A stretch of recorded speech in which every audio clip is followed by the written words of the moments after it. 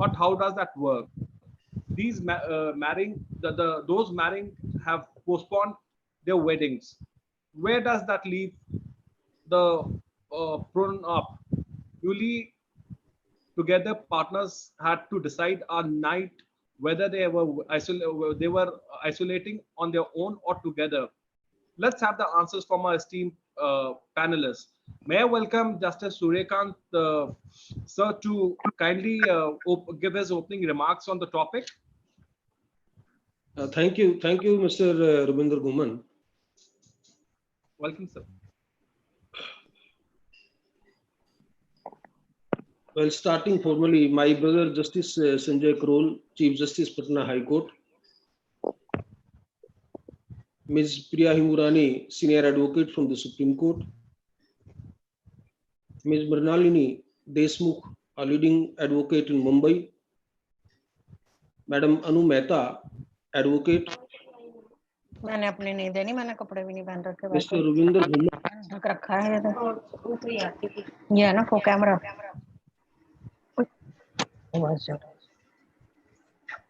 you all as organizers have taken up a very, very vital and sensitive issue to discuss today, which pertains to family laws in a pandemic, challenges and opportunities.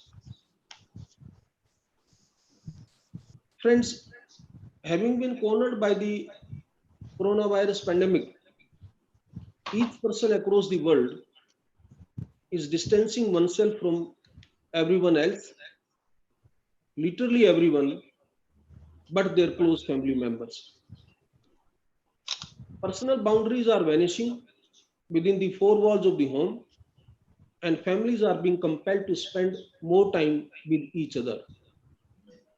Almost for most of the people, this has turned out to be an opportunity to rejuvenate rusty relationships, but for many, this has brought to fore latent tensions and in many cases, aggravated form of abuse and exploitation.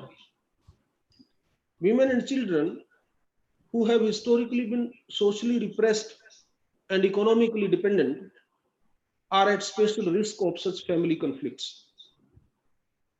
With traditional avenues of justice being temporarily impeded because of travel and distancing requirements, it is high time to explore the challenges created in the realm of family laws by the coronavirus pandemic and to theorize some possible solutions and opportunities for further progress.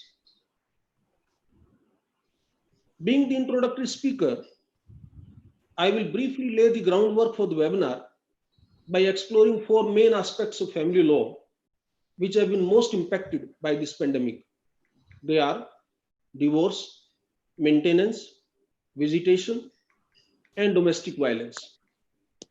Thereafter, I would assess the suitability of virtual courts and technology in dealing with each of these problematic areas. Dear friends, the foremost question for any judge or an academician who seeks to interpret personal laws is that what goals and ends should such laws seek to achieve? While many individuals seek to protect the sanctity of marriage, others have sought to safeguard individual autonomy, and some have perhaps regrettably reinforced regressive stereotypes. While such debate and divergence is perpetual, and probably so is the very nature of law, but understanding of the purposive object behind family laws would be instrumental for us in resolving the challenges created by the pandemic. Let me start with the preface from the Constitution of India, which, for instance, fosters upon the state a duty to protect the health and livelihood of women and children. It permits special measures for their welfare and provides for their political representation through reservation.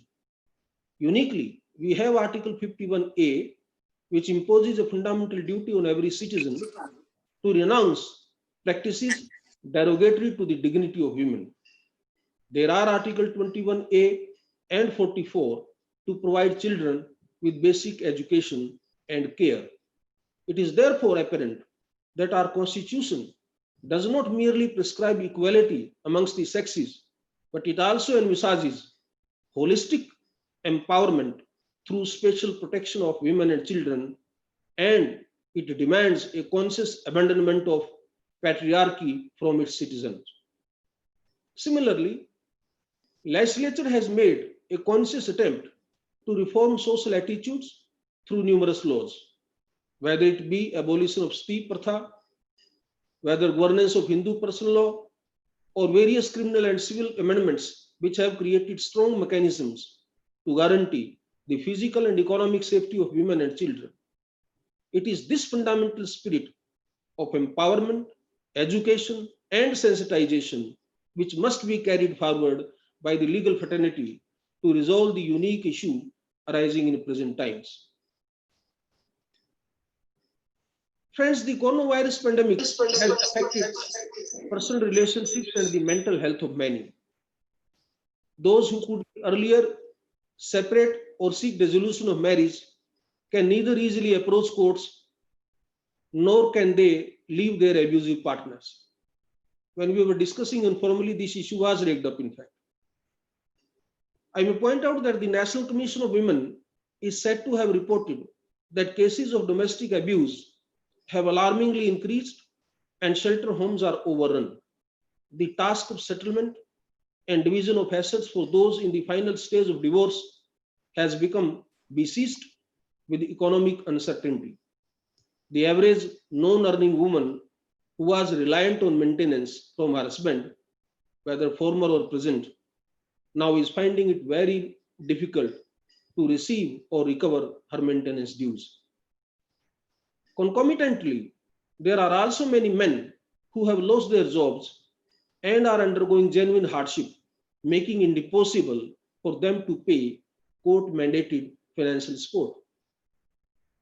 As soon as children are added to the equation, visitation and custody rights emerge as the major topics of friction. Shared custody is nearly impossible due to the fear of transmission of the virus and also the travel restrictions still prevalent throughout the country. Further, parents are fighting not just over who gets to spend more time with the children, but also about what is in the best interest of the child, given the lack of any clear method to tackle the virus or deal with its psychological fallouts. Such problems are numerous, and their solutions would undoubtedly be complex.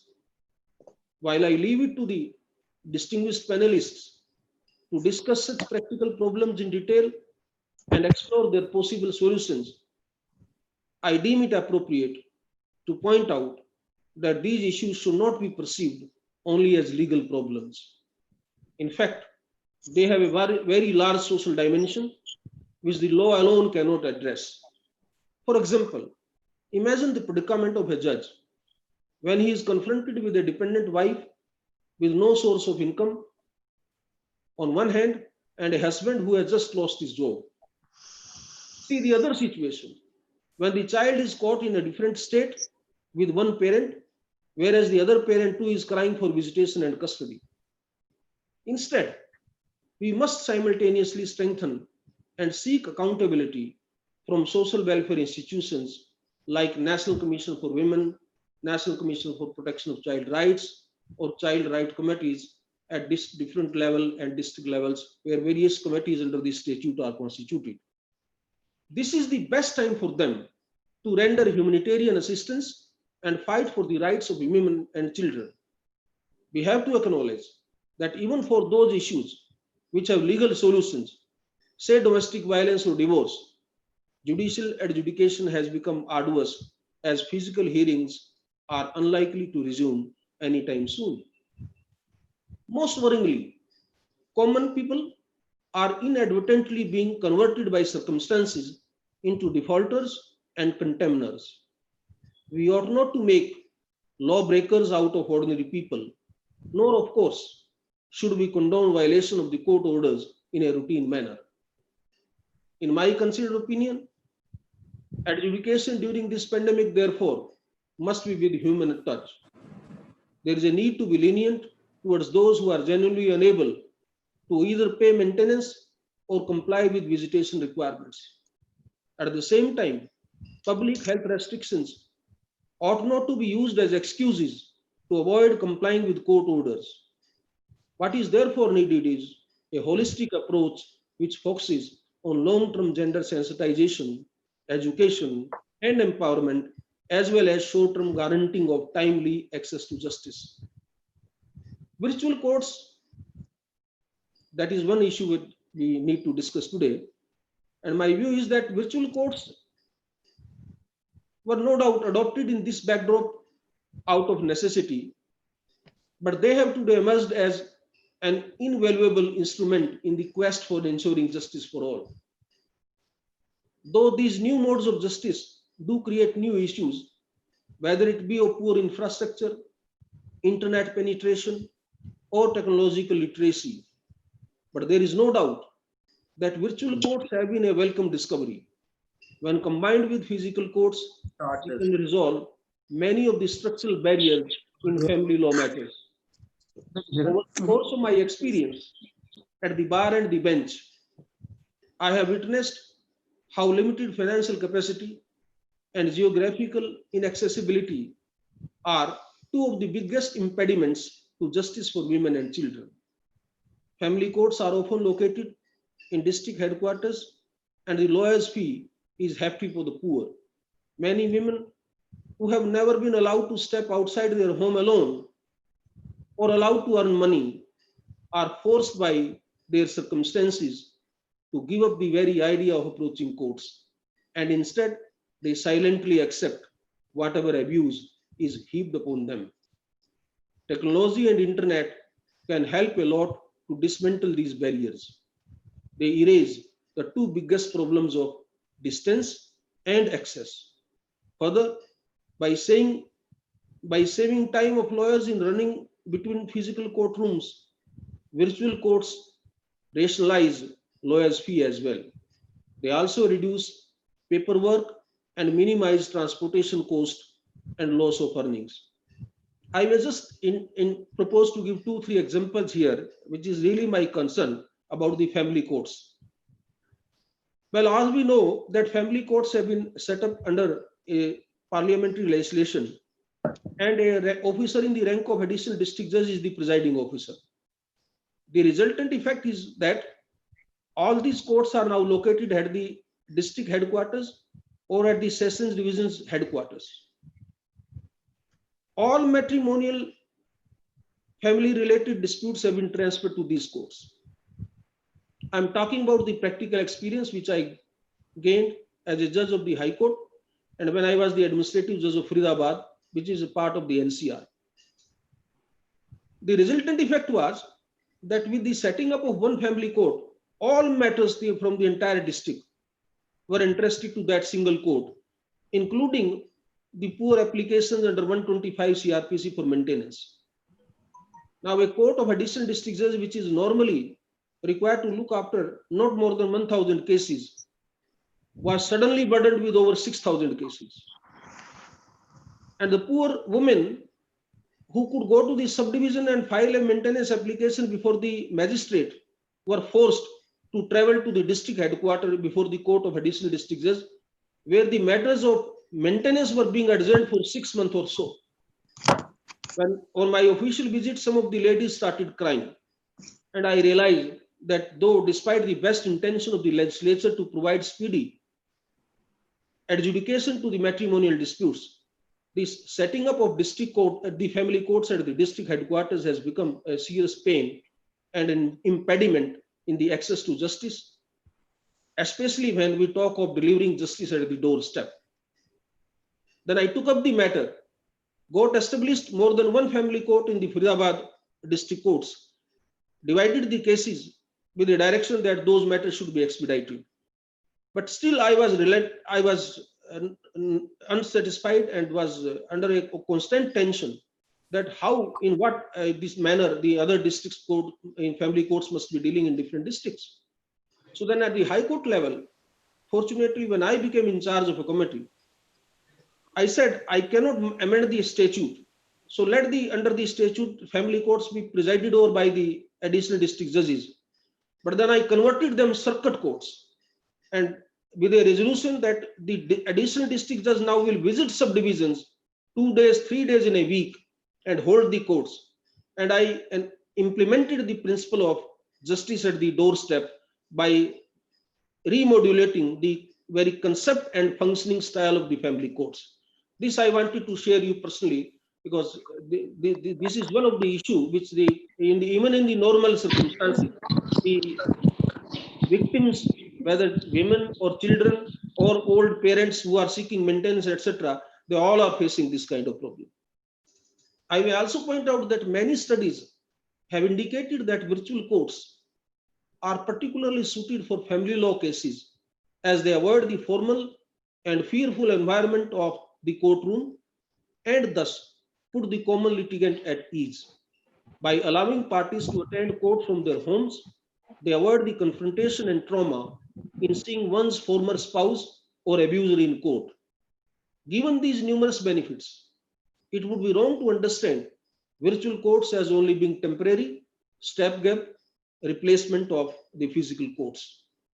In addition to investments in infrastructure and making people technologically literate, care must be taken to adopt new virtual courts, friendly methods of conducting trials, like we can do by appointing court commissioners to record evidence in a confidential and safe manner.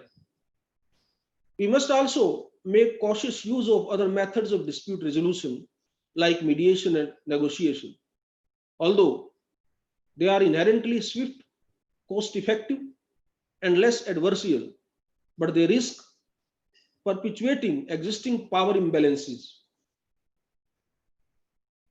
This is my personal view that men who are rich, educated, and with social clout can overpower weak and poor women in these proceedings. The settlements arrived in these forms, therefore, I would suggest should take place under the court supervision. Parties should also work together to adopt virtual methods like video and telephone calls to allow access of the child to the other parent. Doing so would both ensure the best interest of the child, who would get the love and affection of both parents. It will also uphold the parental rights and mental health of both the parents. Similarly, COVID is an opportunity to realize that separation and divorce cannot be an end-all solution to marital conflicts.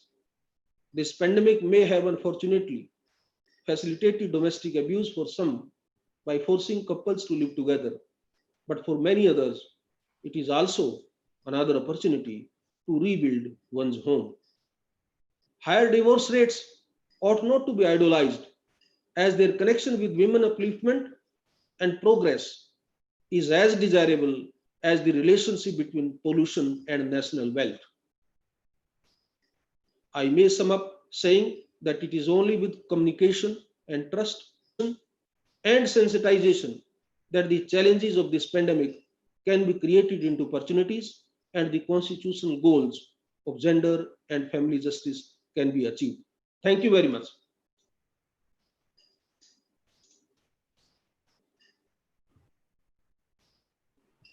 I thank Justice Suryakant. So it's been a very intense, profound opening remark from your end. In fact, you have shown us the positive sides of the Corona COVID, and probably during question answers, would I also be putting the same to your lordships. At the Welcome. same time, your lordships have thrown a glaring example on how your lordships dealt with the Faridabad court as an administrative judge. It is worth praise of. Now, may I request Justice Sanjay Karol to kindly give the opening remark? Honorable Mr. Justice Suryakant, Judge Supreme Court of India. Sir, your voice is not audible, sir. Just 1 minute. I've unmuted myself.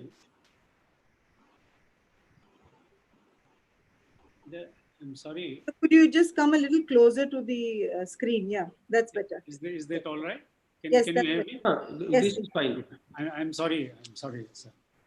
Honorable Mr. Justice Suryakant, Judge Supreme Court of India, Ms. Priya Hingorani, Senior Advocate Supreme Court, Ms. Deshmukh from Bombay, Ms. Mehta from Delhi, and Mr. Guman. Very good morning to all of you, and ladies and gentlemen who are with us today. I would just add two more facets to what the Honorable Judge has just said, apart from divorce, children, custody and maintenance issue which arises of family laws. When I read the invite, it read family laws in pandemic. Ms. Priya Hingorani, family laws and the courts are not in pandemic. They are definitely working and the wheels of justice are turning. During COVID, we are having a discussion, a very fruitful one at that. And I must say this you have done a great job. We have been listening to your programs for quite some time.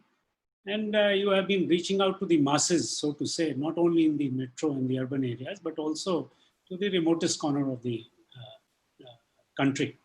Very good work which you're doing. Please keep it going.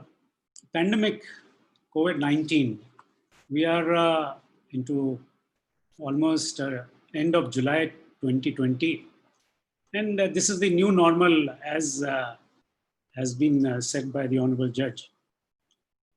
Now, it has had its socio-economic, psychological, and financial impact, which is quite glaring. We are indoors, we are socially isolated from the world, but our family ties have therefore assumed a greater significance. We have seen there's a seismic shift in the ways we live, what we eat, how we socialize with friends, with the family members, and even how we work, as the Honorable Judge just said. Virtually every aspect of day-to-day life has altered in some shape or form. Family matters such as marriage, adoption, divorce, guardianship, maintenance are of course governed by codified and customary laws. The extended lockdown has witnessed a lot of problems, including failing marriages, spike in domestic violence cases, increased abandonment of the elderly, educational setbacks for the children, nutritional setback for the children, and delayed partition of properties. The rule of his law is one of the fundamental principles of successful and productive society. The judiciary has risen to the occasion and continued to hear family law cases despite COVID gripping the nation. The judicial system has actively taken steps to ensure that the constitutional and legal rights of the citizens are safeguarded in that aspect. Courts have extended the ambit of urgent matters, and it all started from Honorable the Supreme Court, who include family matters as a category of urgent cases to be listed before the courts in these times of pandemic. Of course, there are certain wrinkles which needs to be ironed out, but the justice delivery system has remained open through virtual mode. Coming to the divorce, everyone knows that it is not an easy process. It can create anxiety, stress, and emotion more so in these times. And pandemic has attached a layer of uncertainty where parties are stuck at distant places, difficult to attend court proceedings. The proceedings are prolonged and negatively affecting their prospects, be it resettlement or otherwise. But courts have tried to alleviate the miseries of the parties And again, Honorable, the Supreme Court has set an example of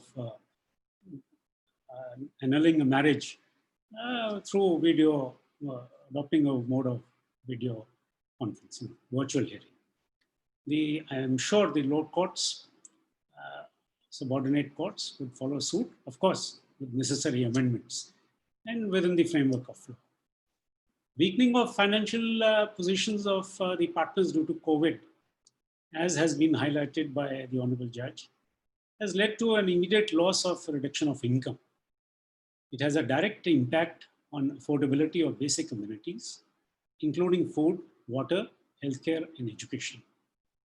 This brings forth the problem of practical implementation of any financial settlements between the parties or after divorce with respect to payment of maintenance.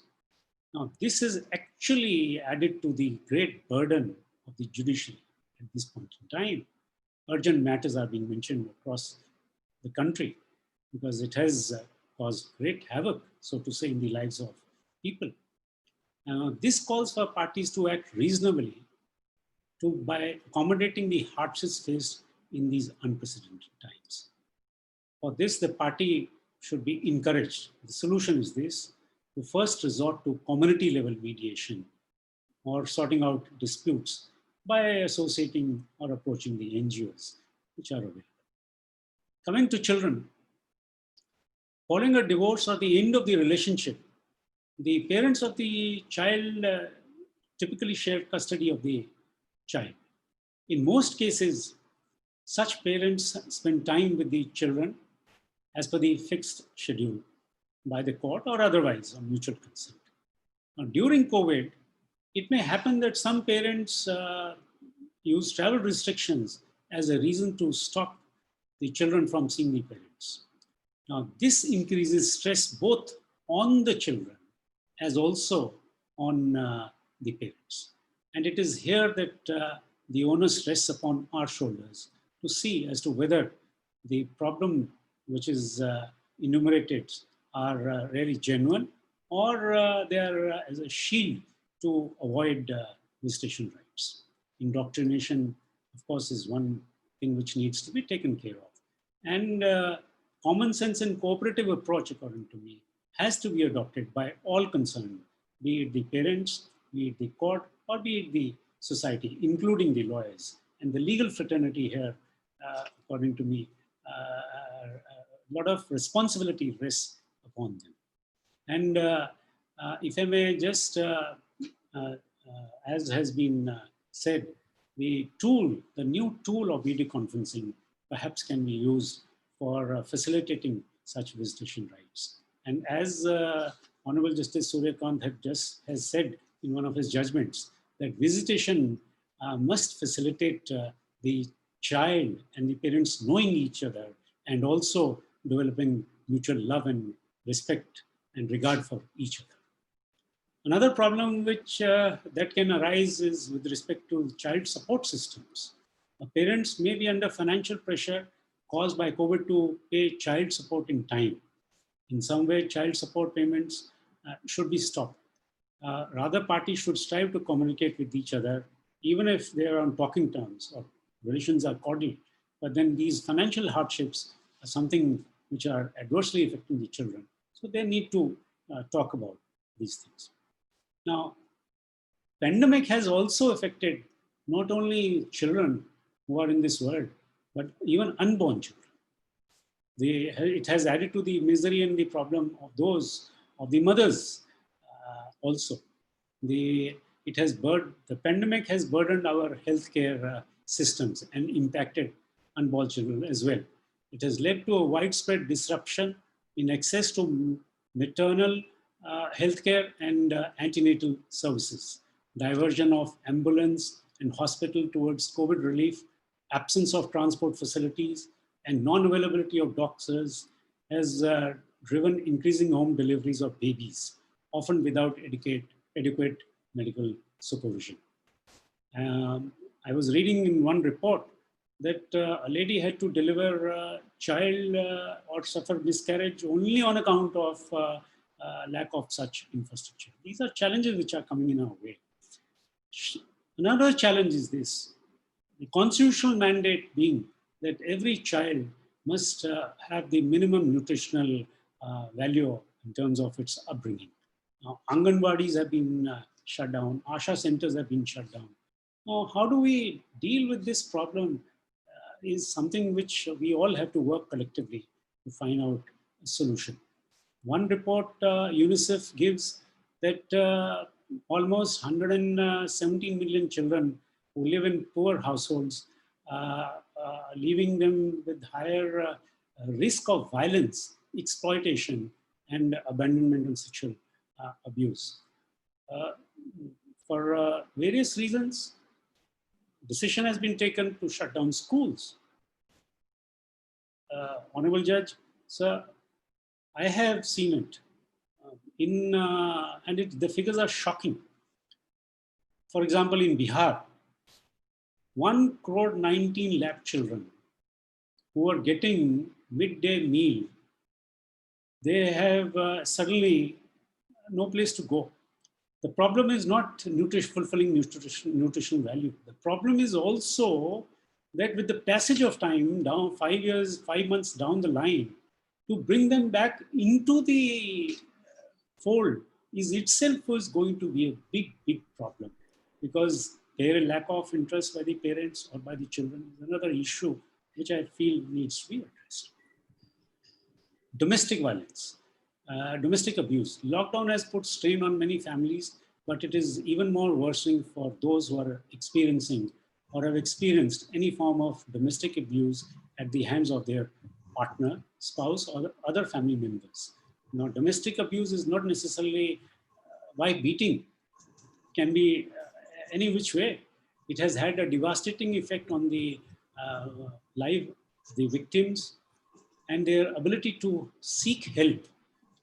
As good faith and public health necessity, thousands of prisoners have been released by courts across the country and granted interim bails. There was a need to do it because of healthcare issue. But what is the effect it has had? This a very pertinent question. I was reading somewhere. If a violent partner is being released from custody because of COVID, how does the victim of a domestic violence find out where the perpetrator goes and what remedies are available to control the violent reoccurrence of violent behavior? Again, the fundamental question, therefore, is that every victim of domestic abuse faces is what can the law do for them? And more fundamentally, is the law still operating from her point of view? The state machineries, including the police, the courts, must take effective measures to protect individuals who are subjected to domestic abuse or reoccurrence of domestic abuse. One must acknowledge that during the lockdowns, when one cannot step outside the four walls of the house, victims may not be able to get time and space from their abusers to inform the police or seek help. And more so, as the Honorable Judge said, that India is not only cities and metros, India is rural India. And I'm just going through the internet to observe that many jurisdictions have uploaded. Now, this is the solution. Frequently asked questions with respect to possible remedies for victims of domestic abuse during lockdowns. I was impressed to notice that on a single platform, one could access a range of information and guidance on how to report a violent act, leaving a violent partner, and contact details of the police, women help cells, NGOs, and even pro bono lawyers. Ms. Priya, perhaps through your organization can be used to have these such like sites and facilities which have in people's language, I would say. And NGOs and other self-help groups can be engaged in this. This will help in first assimilating and disseminating information with regard to the domestic abuse. And secondly, it will create a support system for protection and sheltering the victims of domestic violence. And another thing, now I'll come to the impact on the elderly. Most importantly, we have heard in the last 5 months, only women, only children. about 14 crore elderly population in India is facing the risk of higher COVID mortality, but also increasing abandonment of their families and community. They face three-pronged struggle: health, high health risks, health-related issues, challenges of social isolation, battle for survival due to loss of income. Measures like social distancing and travel restrictions have disrupted the access of the elderly to not only their routine, but also essential health care. Those living alone face inaccessibility to basic necessities as transport gets disrupted and lockdown is imposed.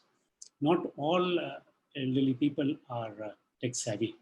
We have to, as a part of the society, find solutions for them. We have to take care of them. And we have a special statute in Article 41, I need not refer, Part 3 of the Part 4 of the Constitution lays down duty, bounden duty on each one of us to deal with each of the issues which have been raised. As far as the elderly are concerned, ensuring safety and security of the elderly, including taking care of their food, clothing, housing, and healthcare obligations with due regard to physical and mental well-being of the elderly would enable them to lead a life of dignity.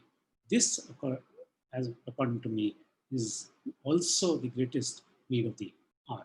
We cannot abandon our elderly, our people, our parents, and allow them to go at different places. As it is, old age homes are facing great constraints, be it with regard to the accommodation, finances or human resource.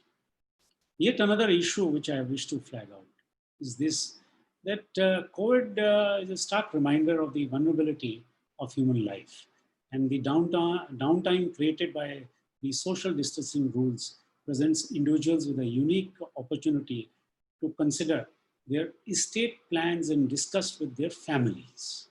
This perhaps would settle a whole lot of things in perpetuity and lessen the burden of the courts.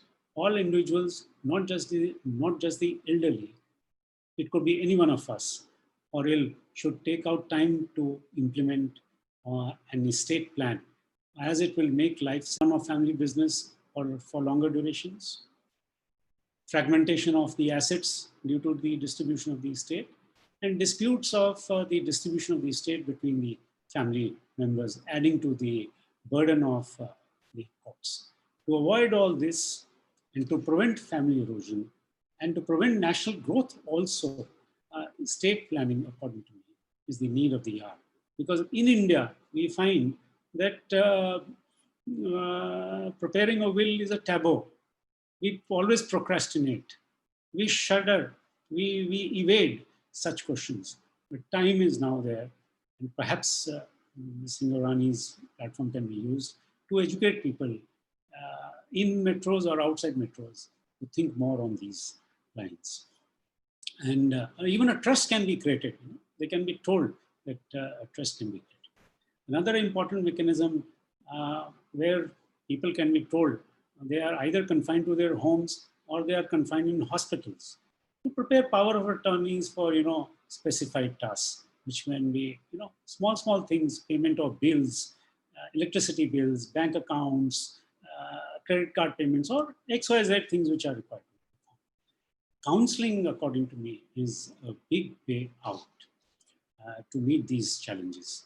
Families are currently faced with the most challenging times, and there is support available, whether it's through friends, family, or neighbors. We have to reach out to them. As the Honorable Judge said, that the medium is there. We have to use this medium to the optimum for the betterment of the welfare of the community and fulfill and achieve the constitutional goals. And we have to encourage, we have to reach out to them. As the courts take up only urgent matters, it is also encouraging to see parties, especially in family disputes, returning to alternate methods for dispute resolution, In the older days, we used to have this panchayat level system at the community level resolution dispute system at the panchayat level. Perhaps the need of the hour is there to evolve that system and let the people know that rather than going in for taking adversarial positions and going in for litigation, it is more fruitful in the longer run to go and opt for these alternate systems and evolve and go adopt these alternate systems. The challenges highlighted remain for the community and each one of us in the coming years to be seen. And I'm sure that these challenges in the systems would not only meet the current the demand and the need of the current times, but also be institutionalized so as to meet the need after the current pandemic. And Honorable Justice Suryakanth has said that very rightly, we have to rebuild our homes, family systems and family values. And this is the best time to reflect, introspect and reflect on that aspect. Sir, I have taken note of your suggestion of having circuit courts for family disputes, and sooner than later, I shall have it implemented. Thank you very much.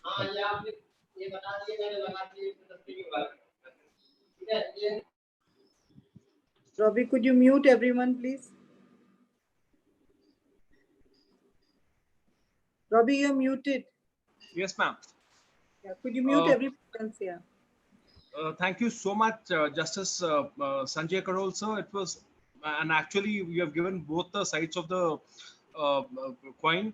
You have told not only of the benefits, but also the losses of COVID and solutions there too.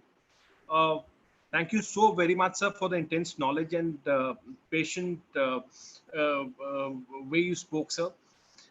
Now, may I just request Priya Hingorani, ma'am, to within 3 minutes throw a light on this topic.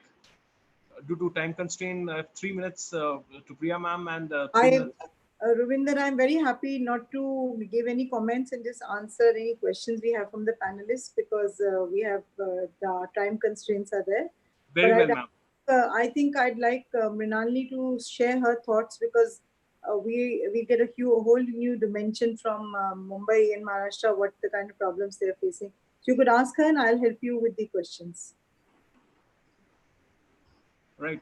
Mrinalini, ma'am, would you like to share just in 3 minutes some words on the topic? Please unmute yourself.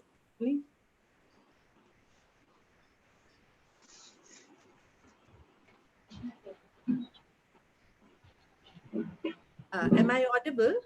Yes, yes. I'm singularly fortunate to be a part of this great panel, which has keynote speakers like Justice Suryakanta and Justice Karol.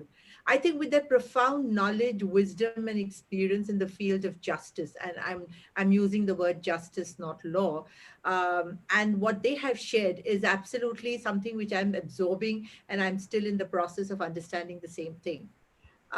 I have very little to add except that the issues that because I'm a trial court lawyer, I'm working in the Mumbai Family Court and High Courts and other courts also. But primarily the issues that we face here, and as both the justices have very rightly put in, are relationships issues. People trapped within the four walls of the house and how the couples are reacting to it. It could be looked as a bonding exercise for the people, but a few cases do come to me where they've said that it is becoming extremely stifling. It is becoming extremely difficult to live in such conditions. So there has been a lot of, the pandemic has also not only caused a lot of concern about the health, I think it has also physical health, it has also caused a lot of concern about the mental health.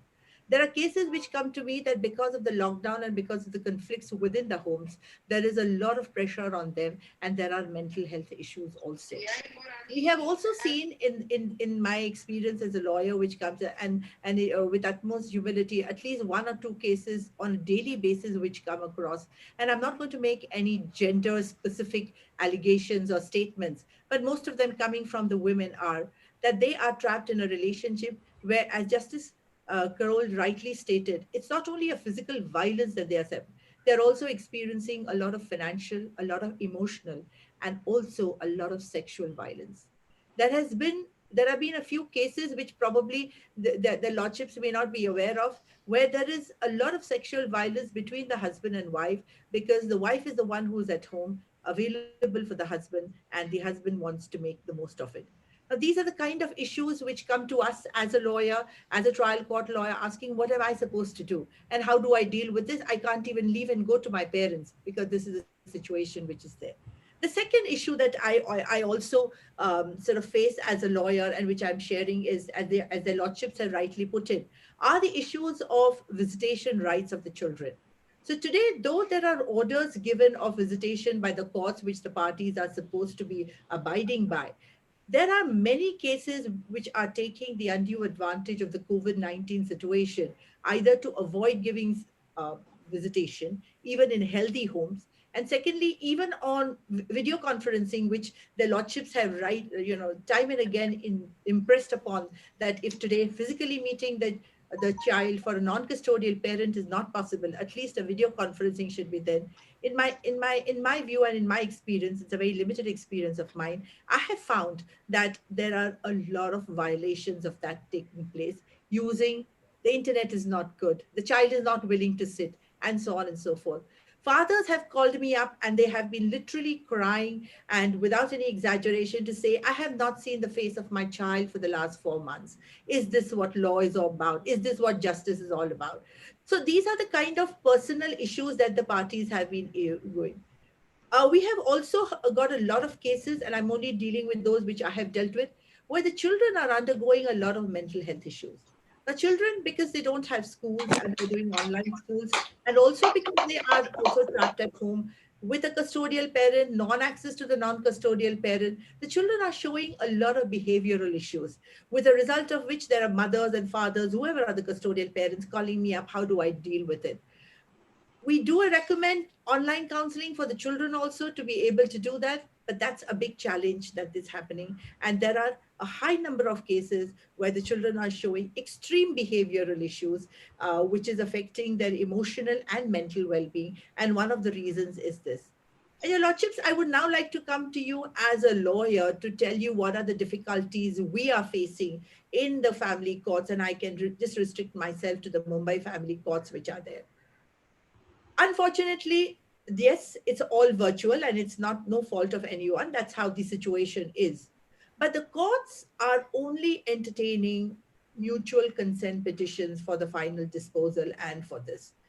I do completely understand there's lack of infrastructure. I completely understand that we are, at least here, we are not so well equipped.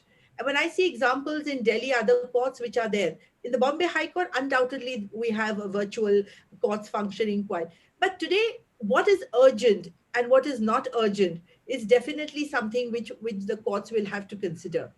As much as its urgency, as Your Lordships have stated, for paying maintenance to the women and the recovery of the maintenance amount, it's equally urgent and important for a non-custodial father or a mother, the case may be, to meet with the child, not only, as Your Lordships are aware, not only as a right of the partner, of the father or the mother, but as a right of the child to be in that situation which is there.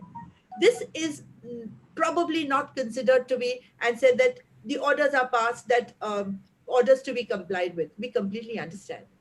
I could also say, and this is, I could take it on us as lawyers. I think it's extremely important as lawyers working in the family courts to be extra responsible during these cases and to ensure and prevail over their own clients to ensure that the compliance of the order is done.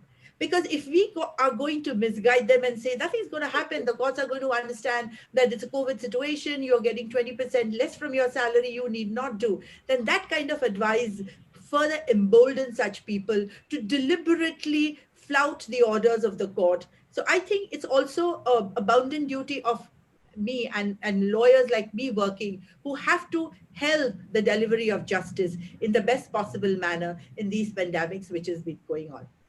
Chips, we also see a lot of cases wherein the parents of the children are unable to even get the the maintenance orders are not complied with because either genuine reasons, because the husband does not have that kind of money, or the advantage that has been taken. And I know I've got only 2 minutes more. And lastly, Your Lordships, the litigants face financial crunch. A lawyer like me can afford to do a lot of, as they say, without charging any of these fees or giving a less of the fees which are there. But there are young lawyers. It's becoming impossible for them to work in the courts because there are litigants who are unable to pay their fees. And these people themselves are undergoing a lot of issue. I know this is one of the issues before the Honorable Supreme Court, and the courts are looking at these issues of junior lawyers who are really struggling lawyers, who are unable to even sort of, make their two ends meet because of the situation which is there. So any kind of directions that are given to either the bar councils or something for some kind of help to these junior lawyers can be of great help. Because I think it's not only a legal issue that I want to put forward, because Your Lordships are there, I can really not say much when Your Lordships have such profound knowledge and experience. But these are the practical difficulties that we are facing in the lower courts, more so because of the pandemics. And as Justice Suryakantji absolutely perfectly said, that today the family courts are overburdened with the number of cases because everything comes under one umbrella. And even it is practically difficult for the courts to deal with it. If I give my example, there are 7 judges in the Bombay Family Court, but each day there's only one judge who comes. Now, I mean, Your Lordships can understand that how does it function in such situations which are there. And hence, what is urgent, what is super urgent, what is super urgent, then it gets diluted a lot. And there is access to this becomes a little difficult.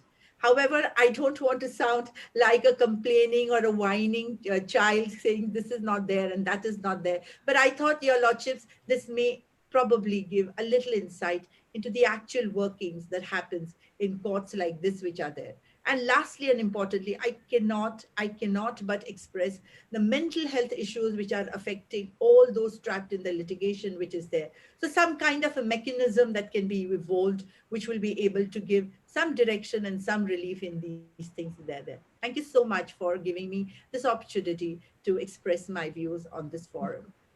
Rupinder, I'd just like to say 2 things before you start your question and answer sessions.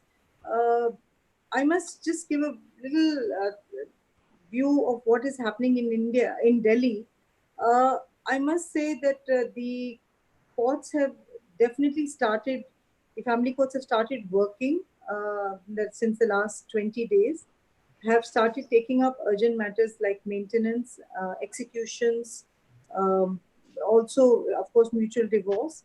But what is really kick-started in Delhi is the mediation centers through video conferencing, which has actually, started giving some relief to the litigants who were sent to the mediations. I think the Honorable Supreme Court mediation center has started, the district court mediation centers have started through video conferencing. Of course, we are trying to put together the guidelines for maintaining the confidentiality and the signatures of the parties when the settlement is done. The courts are evolving those guidelines, but I can say that in after April and May, June, 15th of June onwards, there has been a silver lining. And sir, I did want to mention to you that the district courts have started this, and it is of course a little slow, but it's making a lot of difference to those matters which are already pending before the mediation centers. So I just wanted to add that, and I'm Rupinder, you would take over then. Thank you. Thank you so much, Ma'am Deshmukh. You have really shown the plight of lawyers during this COVID time, especially the family court lawyers. Equally, thank you, Priya Hingorani, ma'am. You have shown what are the real concerns of the family court across India. Now, coming on to the question answers round, sir. I take the liberty and opportunity to ask the first question from our Chief Guest of Honor, Justice Suryakant, sir. So, what are the steps or measures that can be taken to make available to the aggrieved party the protection under various legislation of family law during these times? May I request your lordships to answer this? Well, it's a very important and very timely question you have asked. Thank you, sir. As you will recollect that in my introductory remarks also, I have said so, and I must point out that unfortunately there is no magic wand to resolve all these complex issues. The nature of the family is such that any dispute which arises is necessarily intimate, and therefore any attempt towards formulating a one-size-fits-all approach is bound to fail. Having said that, I feel that there is a fundamental need to reorient our focus from seeking to punish the perpetrator of domestic violence, rather to concentrate more on supporting and rehabilitating the victim. In our present zeal of criminalizing every act or providing for divorce for every major disagreement, we disincentivize women from seeking help. In fact, the problem in India is not one of inadequate legal remedies, costs, or even delay, but it is a sociological problem of stigma. We place tremendous emphasis on family honor and reputation, as a result of which numerous victims never seek any form of redress. Alternative dispute resolution mechanisms like mediation and counseling, to which Madam Priya Hingurani was just referring to about Delhi and Madam Deshmukh about Mumbai, are thus of great use. Not only they are psychologically less alien and fearsome, but their approach and remedies are also more flexible. I feel that social institutions and welfare organizations like local NGO, NCWs, Anganwadis, their workers, they must be roped in to provide support and counseling. Timely intervention by police and, of course, judicial authorities can surely help put a stop to violence and save numerous lives. This is what I feel. Grateful to your lordships. My next question is to Justice Sanjay Karol, sir. Sir, with the liberty, may I ask you a question, sir? What is the legal remedy? What legal remedy does a woman have if she is in self-isolation with a partner who is abusive? I did mention electronic media is one powerful tool Correct, sir. in the hand of both the victim and in fact everyone. So just one acquiring knowledge, where to call, whom to call, that's all, and put it to use. That is what is important. Another thing which I have said is, I requested Madam Priya Hingurani that sensitize, not only having a metrocentric approach, but also think of those who cannot approach you through English medium through their language. This is, according to me, police, lawyers, dedicated women's cell, and going back to the traditional way of conciliation, of reaching out to people. Today, let me tell you, we are not living in the 19th century or the early 20th century. No. Women in the village are also very, very conscious of their rights. Only thing is they are bold. Today they are outspoken. They can reach out. So therefore, the only thing is reach out, speak. And the society will listen. That's it. Thank you, Your Lordships. In fact, Your Lordship has been very right in pointing out that technology must be used to the fullest. May I ask my third question to Priya Hingurani, ma'am? Ma'am, mediation is a tool that lends itself to those critical pandemic times. At a time when most of us are self-quarantined and social distancing, and some courts are open for emergency hearing only, mediation offers the best option for conflict resolution? Could you kindly throw insight on it, ma'am? Well, as I had mentioned, I think the mediation centers have taken a lot of burden off the family courts, though there is still a lot of burden on the family courts. Court annexed mediations, whether it is from the Supreme Court or different high courts, each high court has a mediation center, and of course, the district court has a mediation center. So there are a lot of matters, particularly the family law matters, which are being referred there. We find that mediation has eased a lot of burden. But at the same time, as Justice Suryakant mentioned, we need to balance the mediations where the mediators who are trained by either the courts or they take private mediations, they have to try and balance that it's a win-win situation, and in most cases it does happen that way, and the matters do get settled. During this period, of course, in the initial lockdown, there was no functioning of the courts. But as I mentioned, particularly I know in Delhi, to an extent, Punjab and Haryana, the mediation centers have started operating, and cases are being taken up. Of course, it is taking a bit of time to explain to the parties because it has to be done with consent of the parties, that through video conferencing, whether it is through their mobile. And we found in two of my matters, the lady from her own mobile logged on to the mediation center, and her first question was, whatever you're talking to me, is my husband able to hear that? So we told her that no, your husband is muted, he is not being heard.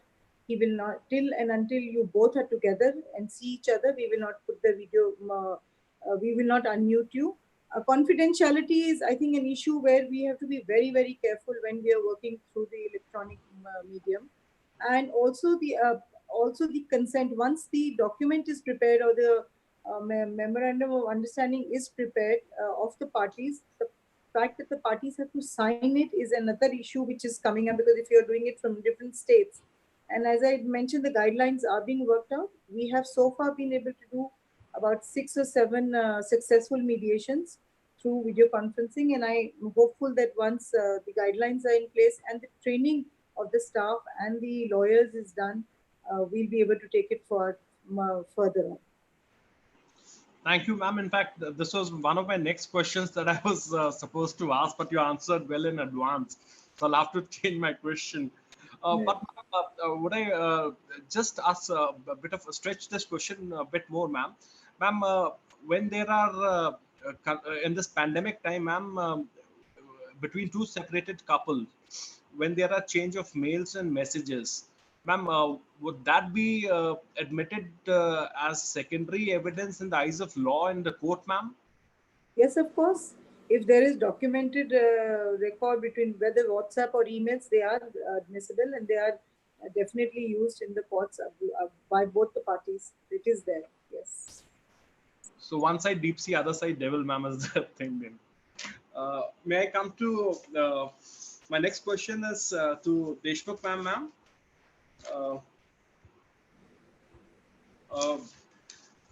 Ma'am, matter of a child custody and visitation is a big question in adversarial litigation. Courts have time and again insisted that child being in touch with both the parents is of utmost importance to the child. Custody to one and visitation to other is a rule. During COVID times, many of the warring parties break this rule on the pretext of social distancing and welfare of the child. Could you kindly throw a light on the issue of from an international comparative perspective and analysis, ma'am?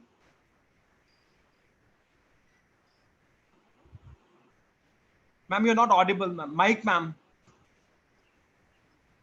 Is that okay now? Yes, ma'am. Okay, as I had stated in my opening remarks also, that one of the concerns or one of the difficulties that we as lawyers are facing, and especially those who are representing the non-custodial parent, is about the visitation or the access to the child who is there in the custody of the custodial parent. Physically impossible, even if you're in the city of Mumbai, going from one place to the other during the lockdown was not possible. So there was no question of any physical interaction. So the next best interaction was through FaceTime, video conferencing, and other issues which were there. Certain couples would go by the letter of order which said that a child could meet in the children's complex between 3 p.m. to 5 p.m. And then they would say, no, there's no children's complex open because the courts are shut. You cannot meet the child. And then as and when things are normal, we are not disobeying the orders of the court, but this is the situation which is there. So which is when we have to send emails and letters to them requesting, yes, we do understand that this is, but what is the spirit behind the order? The spirit behind the order is an interaction between a non-custodial parent and the child, so that the child has comfort of and the attention of both the parents. Some of the parties are willing to listen, some of them are not willing to listen. In fact, I would like to say that this is not only something which is a phenomenon in India, but it is also something which has been found in UK. And in fact, and if you may permit to read me, that the head of the family courts of England and Wales, Sir Andrew McFarlane, says that children should continue to visit parents, but they do not live with whom they do not live with a very long, as both households are healthy. So what he means is, if there are healthy households, then the children should meet. So they're not even making a distinction of having a video conferencing. He says family lawyers in the UK state they have been inundated with separated parents arguing over the contact during the lockdown, and some parents have exploited the COVID-19 guidelines to completely stop the visits. So Andrew later says, if the parents are acting in a cynical and opportunistic manner, then that's wrong, and the courts too will regard this as wrong. So unfortunately, this is not a concept which is only happening in India. We also have similar issues of non-contact with the child and the non-custodial parent, which is happening even internationally, which is there. So I think this has become, unfortunately, a global pandemic of a different kind, where the children trapped in these custody battles are being subjected to alienation from their non-custodial parent. And that's why I said the mental health issue is in addition to this problem which is there. And that is why the mental health issue with the children in quite a few cases have gone up. And today some of the schools are doing counseling online. But for a child who's 6 and 7 and 8, I really don't know how effective it would be online as far as these pandemic times are concerned. Absolutely, ma'am. In fact, I was reading yesterday in one of the article, I think the same line of argument has been taken by the UK court also, ma'am, and saying the spirit of the order has to be complied anyhow. The quoting words, ma'am. Thank you so much, ma'am. May I come over to Anu Mehta? This is a question for you. What about a situation where a settlement has already been paid and remaining is to be paid, but the husband is deliberately avoiding it? What should be done during pandemic time, whereas matters are automatically being postponed or no adverse order is being passed, which the husband is aware of?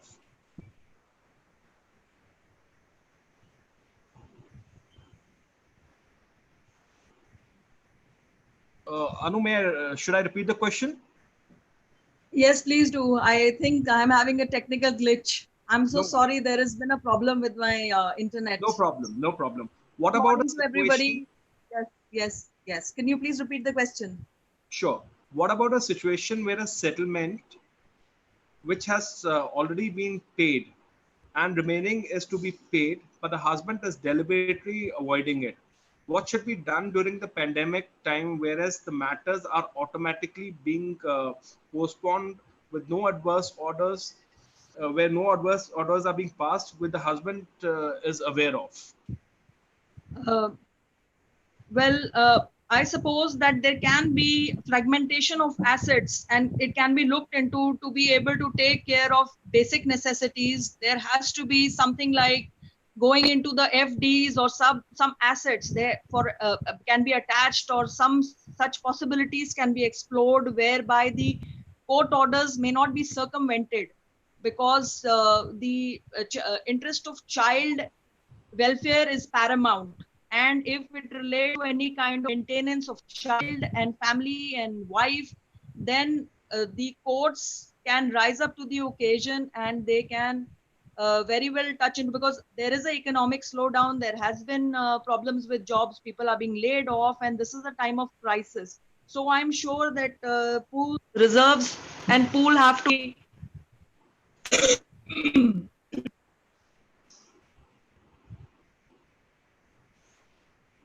My next question is to Justice Suryakant, sir. Sir, may I invite you for the question? Yes, please. Yes.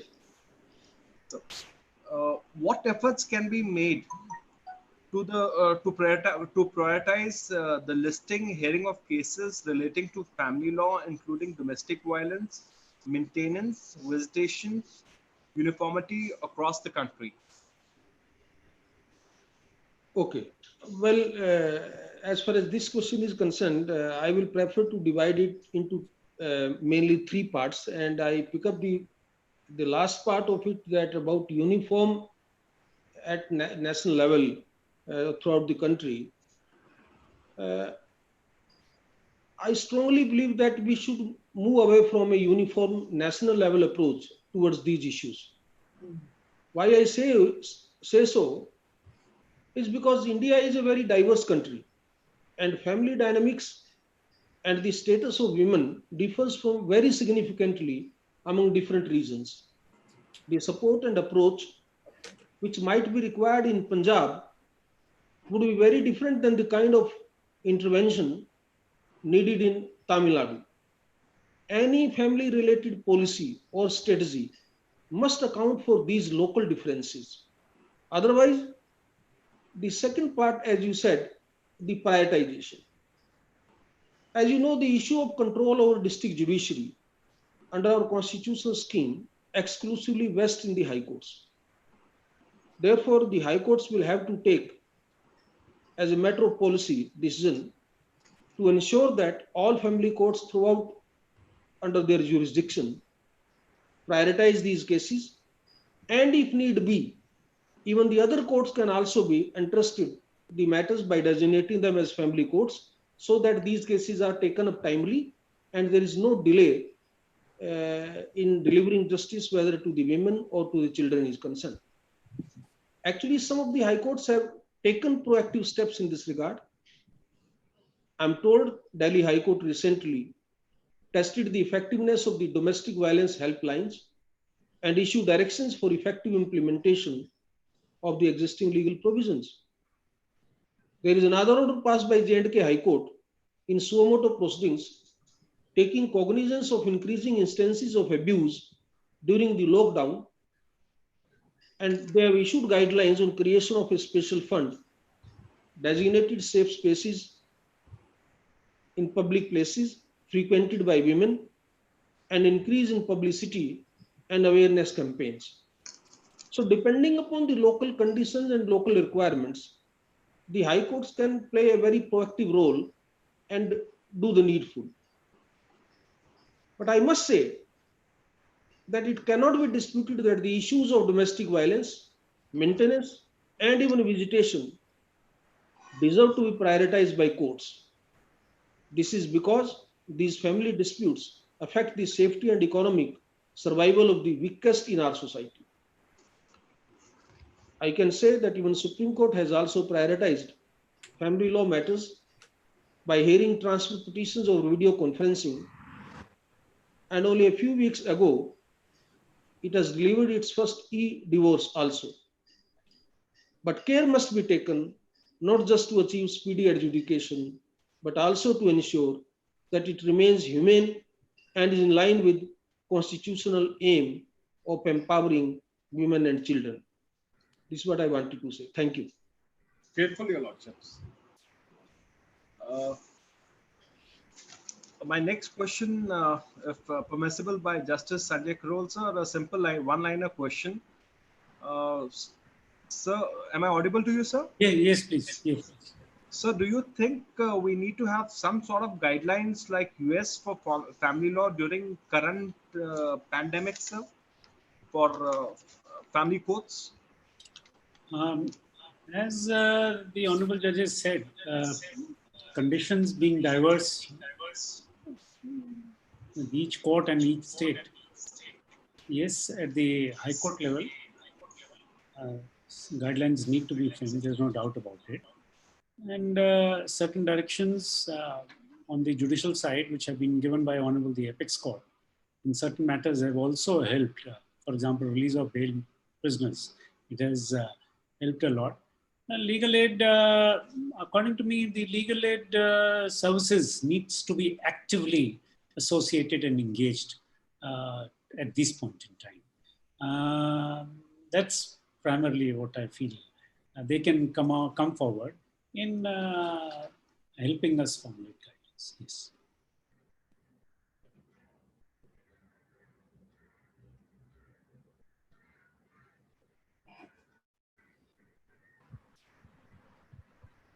Rubinder, unmute yourself.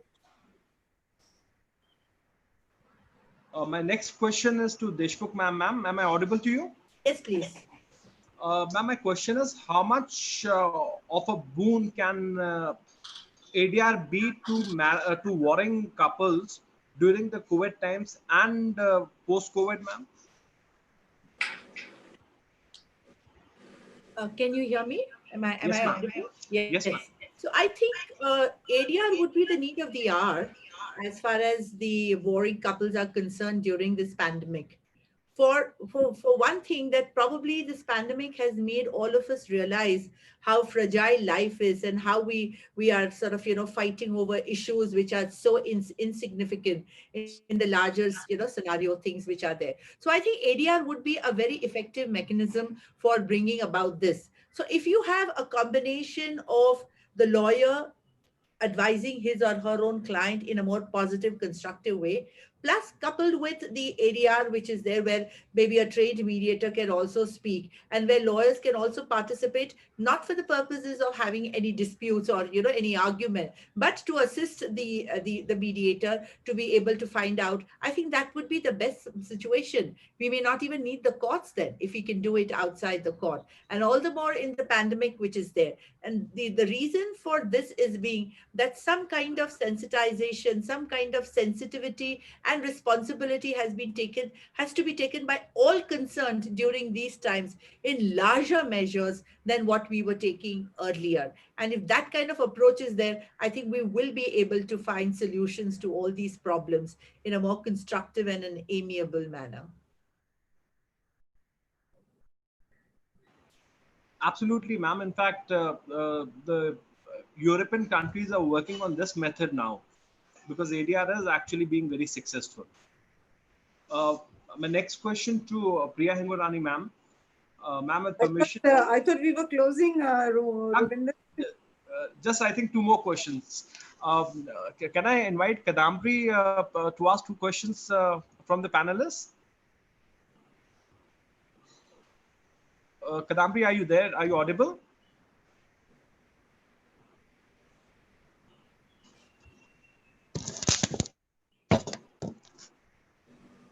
Rubinder, I think. Ma'am, I think we'll just close it down. May I request, ma'am, before I ask Madhu ma'am to kindly give a word of thanks, I would like to, ma'am, thank Professor Vinesh, Dean, Institute of Legal Studies and Research, and GLA University for collaboration and support. Madhu ma'am, may I request you to kindly give a vote of thanks, please? Yes, thank you very much, Robbie. Respected Honorable Mr. Suryakant ji and respected Honorable Mr. Sanjay Karol ji, Priya Hingorani, Mrinalini and Anu. We are very grateful and immensely obliged to your lordships that you could take out your valuable time from the busy schedule to enlighten all of us with your knowledge and legalese laced with your practical experience as one of the finest judges of the Apex Court and the High Court of Patna, which we all realize and which we all know. Now, Justice Suryakant ji has so rightly said that focus has to be on rehabilitation of the victim during these difficult times, and video conferencing really works well in today's time.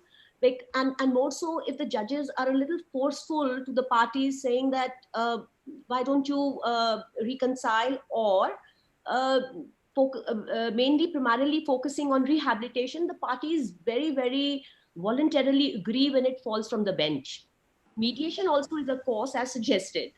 So, and Justice Karol's compassion for the elderly, especially the abandoned, the mentally and physically disabled elderly, is taken very well by us.